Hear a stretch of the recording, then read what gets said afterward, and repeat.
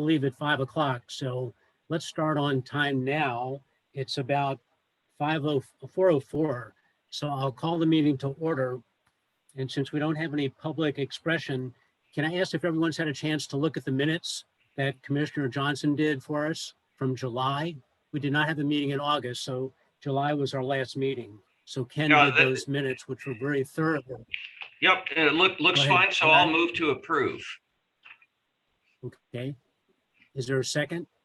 Second. Dave, thank you. Okay, all in favor, say aye. Aye. Aye. All opposed? Okay, so the minutes are approved. Ken, thank you very much. That was really a nice job. I appreciate that. I'm wondering if there's anybody who would agree to take minutes today. Is there a volunteer? Sure. Yeah, I'm happy to, with the provision that I have to jump at 5. Yeah, okay. I think we'll wrap it up by 5, Dave, so that would be great. Ken, thank you for offering, but let's not do 2 in a row. Dave, Okay. I'd appreciate if you could do them, so thank you so much. Sure. Ken, thanks for offering.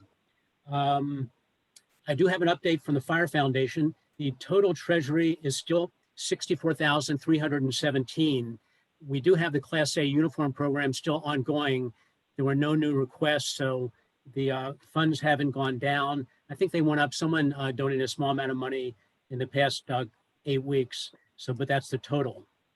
The big news, and it's a little disappointing, is that the Fire Foundation talked in a lot of depth and detail, deciding whether to have the crab feed or not in December.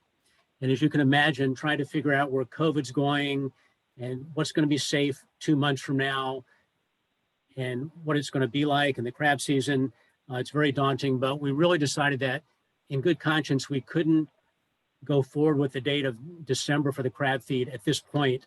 And if we waited any longer, we wouldn't be able to do it because we'd have to line up our ducks in order about the recreation center and the vendor for the crab and everything else. So we decided, unfortunately, that there wouldn't be a crab feed this year. And that's really driven by COVID more than anything else. I think the idea that crabbing and the crab season might be problematic due to global warming and when the season's going to start and end, how far north would have to go to get the crabs if we did it, was sort of a factor, but the main factor was COVID. And Steve, I'm hearing from a neighbor who is connected with the fishing industry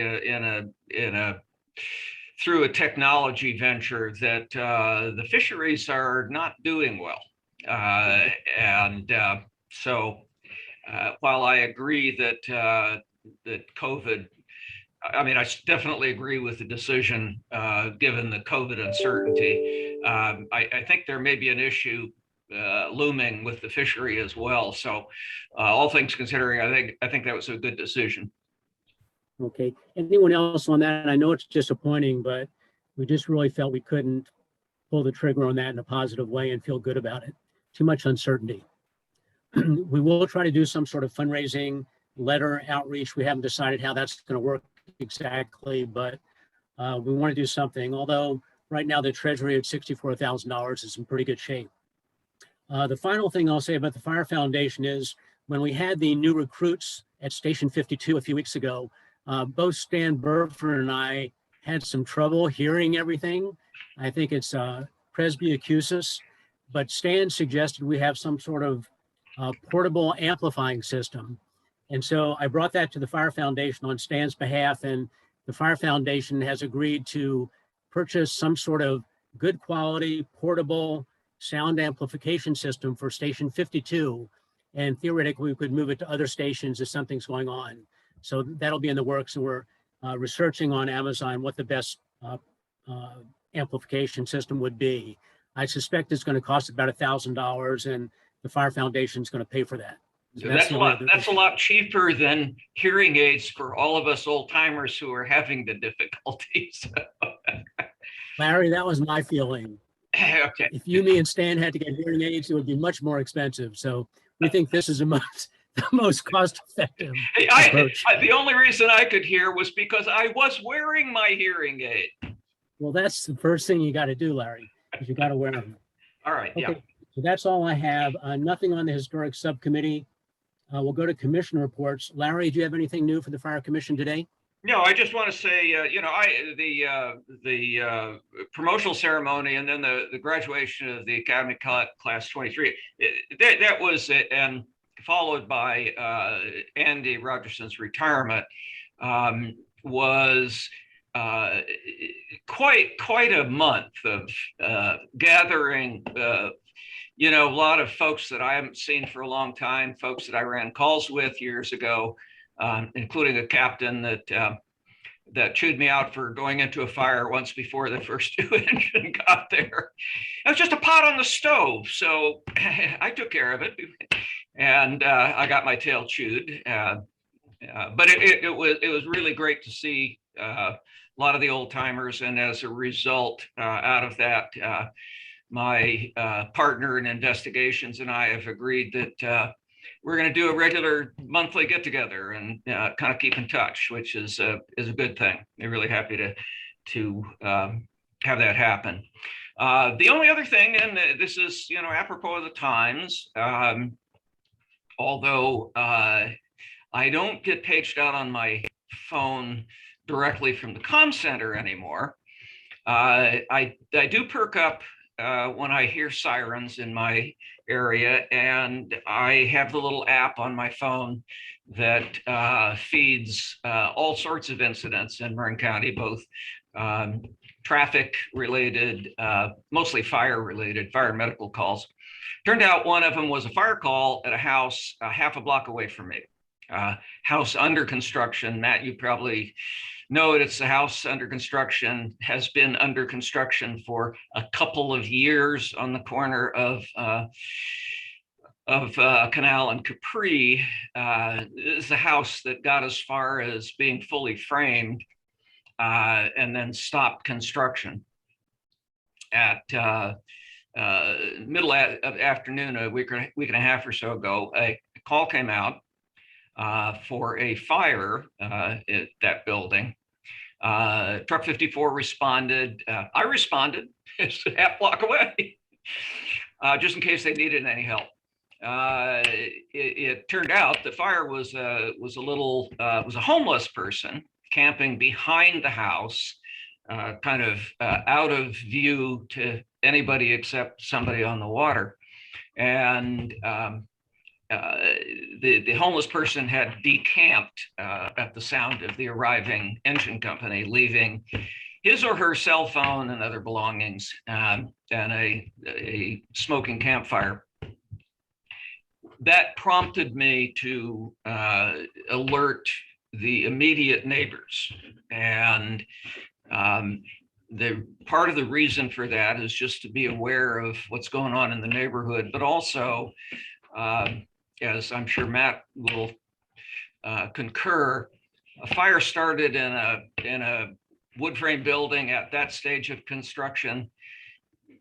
It's almost explosive, and it's really very difficult for the firefighters to protect the exposures on both sides. And this one had exposures on two sides that it would have been highly vulnerable. So the idea was to get the word out to the neighbors, particularly immediate neighbors, to keep an eye out for a homeless person camping back there and put a call in if they see anything as a preventative measure. That's it. Not going on calls anymore, so nothing exciting is happening so far. Okay, Larry, thank you. They're bringing the calls to you. That'll save you time. That's great. Thanks for keeping an eye on your neighborhood. Nadine, anything you'd like to share with us today?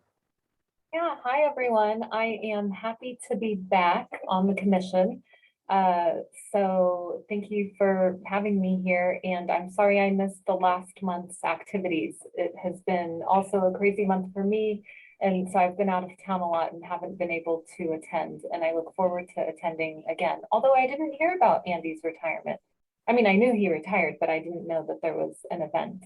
So that's interesting. But I just wanted to kind of remind us that in the past and for so long, we've really focused the most on fire, our firefighters, fire suppression and firefighter activity. And For the past year and a half, we've had this huge influx of revenues, and there's a lot of fire prevention work, and I'm really excited about it. And I'm seeing all over the city today, there are trucks out there and companies, trimming trees. And I think that's funded by Measure C, and I'm really excited about that. And so I've just been trying to focus on that a little bit more and determine, okay, what are the needs for that? What can we be doing as a commission?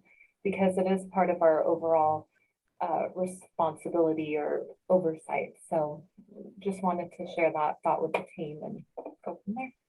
That's great. And congratulations on your reappointment. Thank That's you. wonderful. 4 more years. Fantastic. Ken, is there anything you'd like to share with the commission today? Sure. Chairman, you asked me to take a look at some of the things that the insurance industry has after there was a decision made not to continue with the cancer sniffing dogs. We said, hey, Ken, is there anything out there? And if I might share my screen, if I could, would that be possible to share something that I have here? Yeah, let me figure out, let's see. Hold on a second. There we go. Okay, you should have the ability to do that now. Sure. And so that would be these. I don't know if can you see that now? Yeah, Yes. it just came up. Excellent. Okay, yeah. So this is just something, I reached out and Matt could comment on this. I don't know whether you guys use this now at all, but sometimes a lot of the fire agencies that we work with find that they don't have the time or the ability to get back to a spot sauna or to get to a shower. So these are things that they've made, that they use. And because as we all know, because we're on this commission, cancer is a huge deal for firefighters. So these wipes is just something that I don't know if this would be what you were talking about, Chairman, but I thought it might be something that would be of interest. That looks very interesting. Matt, have you seen these before? Yes, there are a number of different versions of these types of wipes targeted towards first responders, so making different, claims about essentially what they can remove in terms of soot and contaminants. We do carry some on the engines where we carry a type of soap called hydrogenol. Supposedly it was developed through the military actually to kind of remove like heavy metals and contaminants if you're dealing with that sort of thing. So and we have wiped versions as well as soaps in the stations.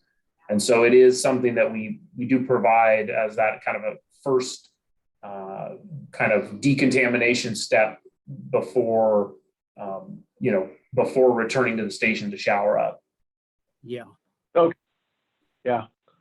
So, there was that. I'm not exactly sure how I get back to non-sharing anymore, but there was one other piece that, I don't know, are you still able to see my screen?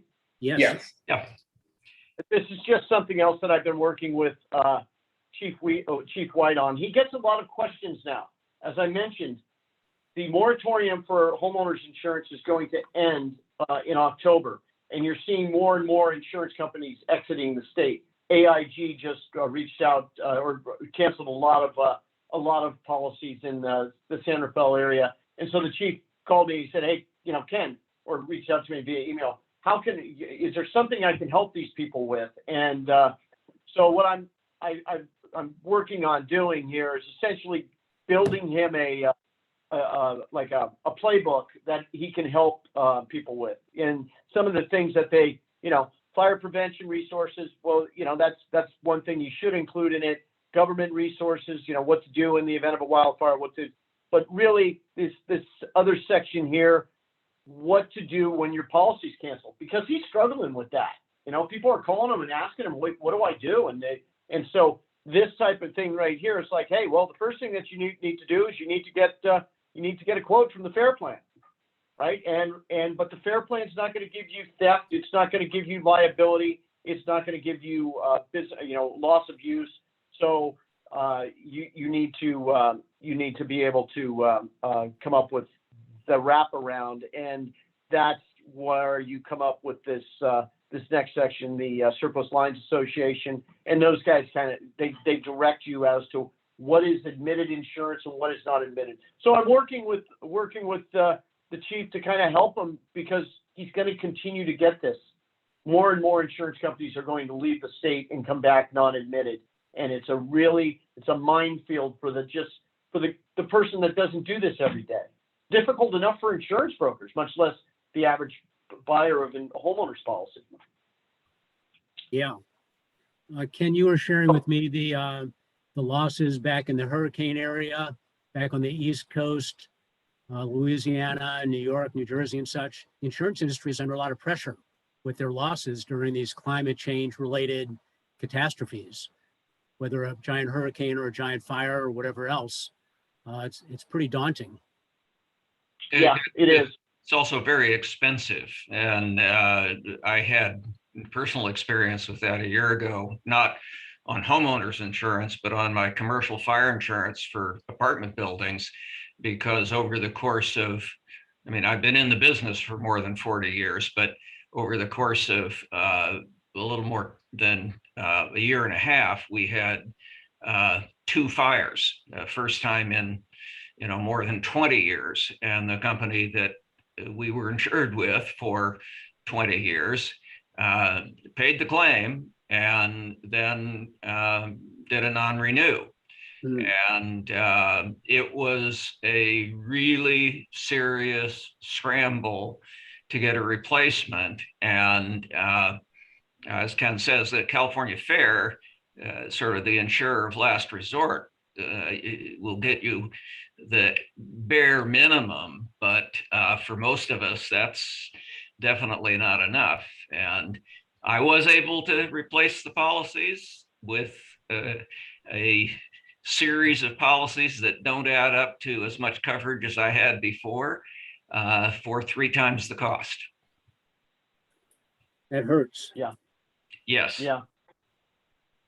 You'll see the average homeowner's policy. I don't want to be a naysayer, but you're going to see things that people that are paying $1,800 a year for right now, it's going to go to $6,000, $7,000. It's going to be very expensive for the average homeowner. And it's exactly, Chairman, the reinsurance industry. You see the exact same types of wildfires that we're having here in Turkey and in Greece, and it's a global issue. And reinsurers, they get hit on the global platform. So they're not making any money on the liability side. You see a lot of nuclear verdicts coming out of jury awards. Fire is everywhere. Hurricanes. So yeah, the insurance industry is well capitalized. They're going to be able to absorb this, but it's a for-profit venture, and they're gonna raise rates in order to smooth it, because we need them around. Yeah. Ken, thank you very much. It's helpful to have this background. Any other issues you'd like to surface today? For me, no, that's it. Okay, thank you very much. Appreciate it. Dave, anything you'd like to add today? Sure. So I'd love to offer my services again to work with David Cantelanato on any social medias. We're about to enter really the most critical months of fire awareness and fire prevention. So I know last time we spoke, I had given him a pretty extensive set of social media posts that can be put out across all of the social media channels and Nextdoor and other ways that we can create more community awareness. So I'm happy to help with that. Would love to see more of that in the coming weeks. And like Nadine, I've also seen a lot of the fire prevention teams out there. You see all the cars when you drive by the public safety building, and that's really great. And I actually, as I mentioned on the last call, had one of the inspectors come out to do the inspection around our house, and the report was extremely helpful. I feel that that's a great service, and also something that we can publicize through our social media channels. Excellent. And then the other thing that I mentioned too is just, maybe more of a question, Matt, if there's anything that we can do as a fire commission to support the teams during this kind of hectic time and stressful time, as we've got COVID and so many other things going on, but also just what could be a pretty treacherous fire season, especially if our crews get called off on strike forces for some of the other fires. But anything that we can do to help or support them in any way. I know in the past we've done like baskets of just like basic supplies or things like that. Wondering if anything like that would be helpful. Well, that's a great question. Matt, could you fill us in on things we could do to support the firefighters and the department as a whole? Sure. And Commissioner Johnson, I think to stop sharing your screen, you may just have to go back to the bottom there in the center and select some sort of end share. Yeah, no problem with that. Oh, here, I can stop it. Okay, let me do that. There we go. You did. All right, Perfect. cool. Man, I guess I got the keys to the castle over here, but sitting in this side of the thing. Yeah, no, well, thank you so much for the offer. And I'll make sure that I talk to David and to Quinn, both of whom are involved in our social media and pushing out different information. We know that that's an area we need to work on in a number of different fronts, not only the general awareness of what's going on and fire prevention and fire safety types of things, but certainly even, when it comes to recruitment and those efforts that we're working on, whether it's firefighters or vegetation management inspectors, the workforce of today is getting their information from social media and seeing what we're doing based upon what we post. And we're behind some other agencies that have people dedicated to that, as sort of in a full-time role or as a core job responsibility. So we'll definitely make sure that we take advantage of your offer. So thanks for that. With regards to support for the members and the organization, it is a challenging time. I think we kind of expectation management was that COVID would sort of this was going to be the summer that we got through it and things were going to be a whole heck of a lot better. And I think we're seeing some light here at the latest surge seems to be declining, which is good. I mean, we're extremely lucky here in Marin with the vaccination rates that we have amongst the public and our own workforce. But I think a small something that was delivered to the station, whether it's a little bit of coffee or some fruit or something like that, that's always appreciated. It just shows that folks are thinking about our crews, and that's certainly would be, I'm sure, well received by the members of the organization. Excellent. Yeah, that sounds great.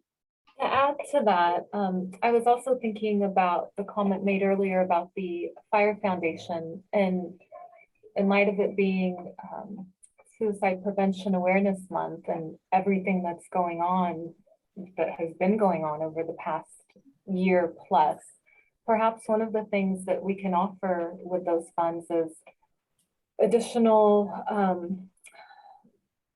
therapy services or things like that. I'm not sure exactly what the fire department does, Matt, and maybe you could talk about it. And certainly, the workers' comp and things like that have some assistance, but some real one-on-one, mental health guidance, I think, is really important, especially for our public safety. Mm-hmm. So I wanted to bring that up.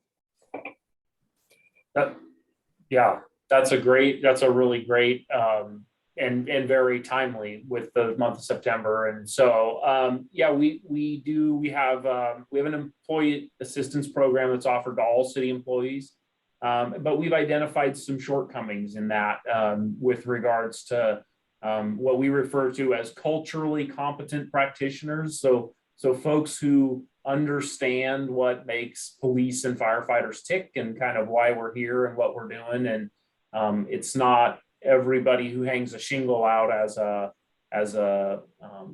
therapist or psychologist is maybe equipped or has the background to work with public safety personnel. And Because we're cut just from a slightly different cloth. We're not that different, but there are enough little idiosyncrasies there that it can be. So the police and fire are working together, and currently, as I understand, I think it's with the police department and some discussions made with the city manager on actually expanding, doing a contract with a firm who specializes in these services for police and fire, and they really offer a sort of a wraparound, everything from coming in after a critical incident, which might be when we deal with children who are critically injured or killed, or some type of incident that's just really more likely to strike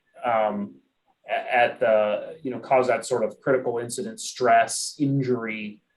So they offer services to come in and help do debriefings and diffusings. And they also have practitioners that would be available for our folks to speak to, on a one-on-one basis. And so if we get to a stage where, from a funding situation, in order to get that over the goal line or expand those services, I think that would be an incredible place for the foundation. I like to see the city step up and do that as part of helping to take care of the workforce, but we could always supplement that with, certainly either additional services or expand on what's available. Yeah. Well, I will bring up with the foundation the idea of firefighter health and sense of support and such, and see what we can do. We have a new medical director now. Jordan Sachs has been appointed officially. Mm-hmm.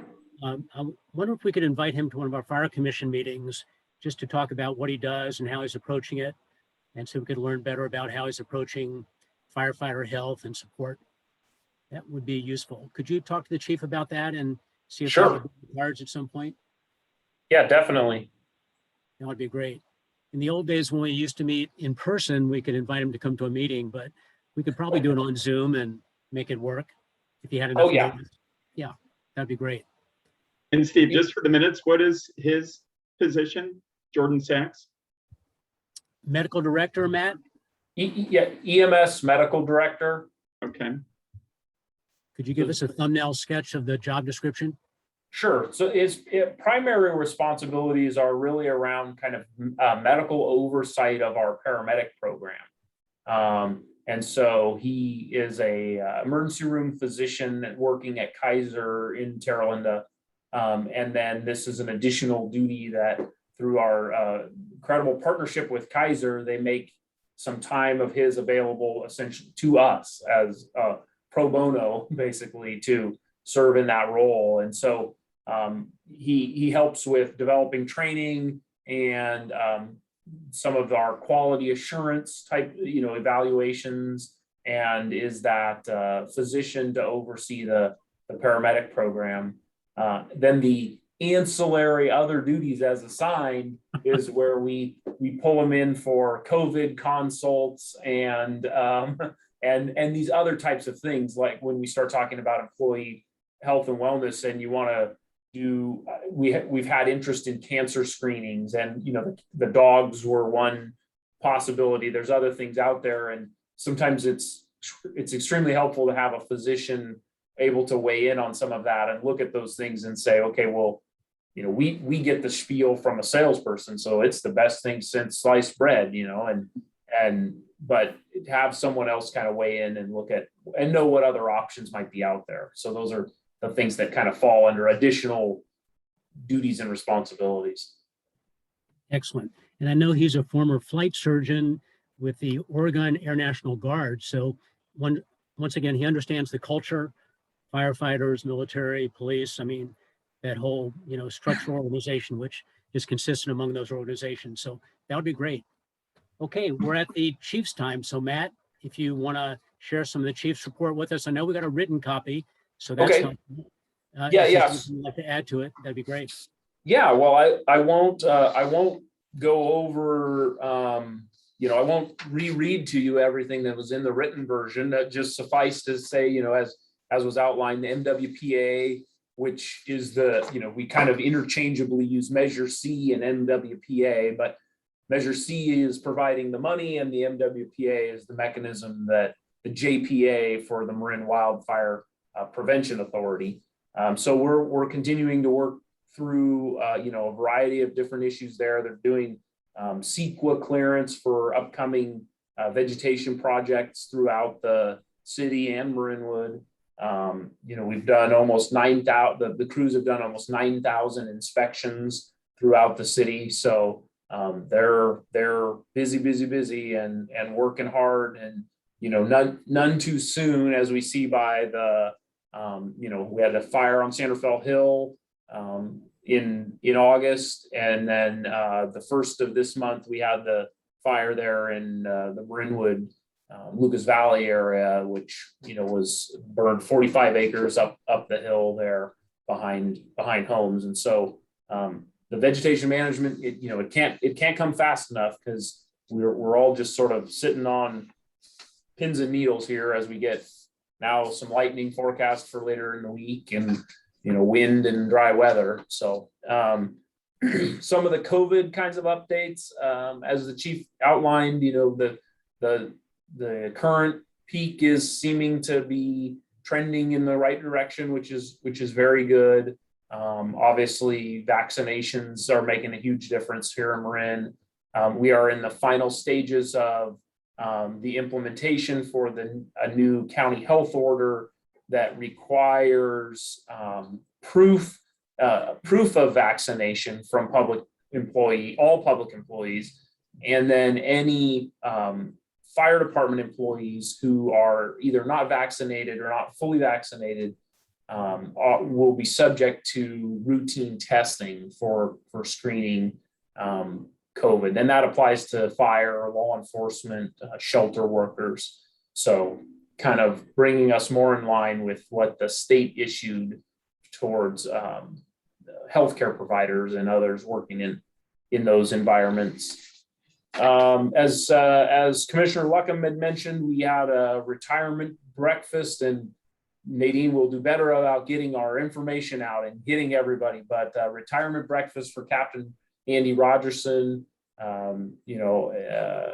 For me, it's a mark of time passing, as these folks who were kind of on the newer side when I started are now hitting the retirement levers. But Andy was in the Navy for a few years, and then when he came back, he was a volunteer and worked in Marinwood, and was hired from Marinwood to come to Santa Fe, and worked about 25 years here in Santa Fe. So it was a really well attended event. It was really nice to be able to honor Captain Rogerson and all that he's done, and he and his wife and family are looking forward to the retirement.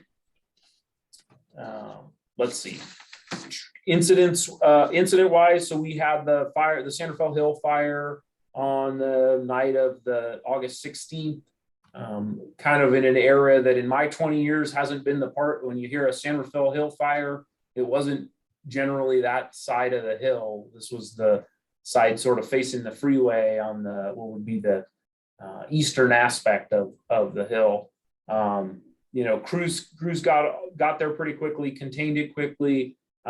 We had some good lessons learned really around, and we're continuing to work with police and other agencies on the alerting and the notifications. It's a dynamic situation when those incidents first start. Nighttime fires look fantastic. They look huge. They stick out like a candle over there, and so it was very visible.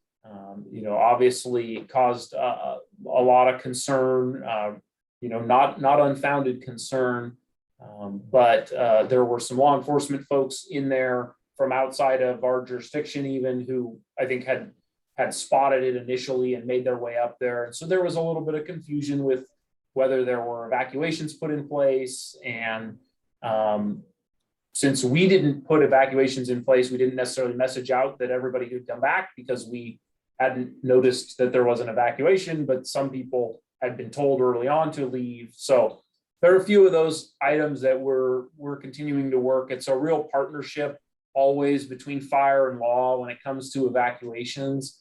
The law enforcement agencies may have the ultimate legal responsibility and authority to carry out evacuations. You know, we're involved in the recommendation of what areas we think ought to be evacuated based on what the fire is doing or likely to do. But it becomes their jurisdictional sort of thing to actually institute those. So we're continuing at the command staff level to work with the police department on making sure that we are all training to the same standards. And then we're going to work on the messaging and making sure, because certainly in today's world, you know, people want to know. You can't over communicate, even if the message is you don't have to do anything, hang tight where you are. Then they need to know that, and that's our responsibility to do. So, you know, that level, we think that was, you know, the Lassen fire there on the 1st in Lucas Valley. You know, we definitely had a better, more coordinated, you know, evacuation. There were a couple of areas that were evacuated for a while at that fire, just out of an abundance of caution. And so that fire was burning in county land and then up into, or, you know, in what's considered state responsibility area. So we worked in unified command with Marin County Fire Department, but ultimately it's a fire that's sort of becomes their responsibility because it is in the wild land and burning in that area. So that took a lot of resources. We were really lucky to have the aircraft available from CAL FIRE, 4 air tankers and 2 helicopters that were involved, and they really make a big difference on a fire like that that's running up to the top of the ridge line. So it did highlight, you know, some of the shortages of resources, hand crews, you know, so traditionally these are, in the past in California have been Department of Corrections. So they're inmate hand crews. At the, you know, a few years ago, there were 200 and some crews available in the state. At the outset of this fire season, there were a little over 50 available in the state. And, you know, at the time that this fire came in, the crew we were getting was not one of those CAL FIRE crews. It was a Civilian Conservation Corps crew, and they came from Willits. So you know, they're of course, most of the crews that are available or staffed up are assigned to the big fires that are going on in the state right now. So, and then we still have an engine, a San Rafael fire engine that's out at the Caldor fire in South Lake Tahoe, El Dorado National Forest. We did a rotation of crew members last week, and 3 of the 4 members who were on came back, and we replaced them with 3 new folks. They've been out about a week now, I think, and we'd anticipate them probably being another week unless something changes. They're making good progress on that fire. I saw today some update that one of the fires in the Klamath National Forest was blowing up, so they were taking resources from the El Dorado and sending them to the Klamath. So with lightning forecasts for later in this week across the North State, I'm not anticipating seeing them home before their 14-day assignment. Yeah. So on that kind of assignment, just for those who may be less aware, they're working 24-hour shifts, 24 hours on the line, and then 24 hours off. The 24 hours off is shrunk, is kind of like, you know, you start at about 5 a.m. to wake up and get food and get to a morning briefing, and you make it out to the fire line by, depending on driving time, you know, 7, 8, 9 o'clock. And so if you're the crew that's out there, you're not even getting relieved on the line till that 8 or 9 o'clock the next morning, coming back to the camp to eat, resupply, refuel, shower. So the 24 hours off gets condensed into a fairly short time. And then it might be a drive to wherever you're being housed. So, and they do that on and off for 14 days. The department is reimbursed for all the time, which is, you know, very beneficial for us. But the overall in the state through these mutual aid programs, it's really often providing 70% of the firefighters on some of these large fires are through state and local, or through local governments in the mutual aid program. So it's really that. And I think we need to really start hiring up even more hand crews, more firefighters, more airplanes, more tankers, more everything, because it's only the handwriting's on the wall, and not to have adequate people to do this stuff it's not a good idea. I agree personally, and I think even locally, I think we have to start looking at, we're making efforts. We're in a recruitment right now for let's see, I guess it'll be Academy 24 with a hopeful start date of mid-October. And we are looking to kind of boost our numbers above our minimum to both forecast for future vacancies, but also I feel like collectively the California Fire Service, it's been 5 years now that we've had four out of the last 5 years, we've had unprecedented fires and unprecedented fires.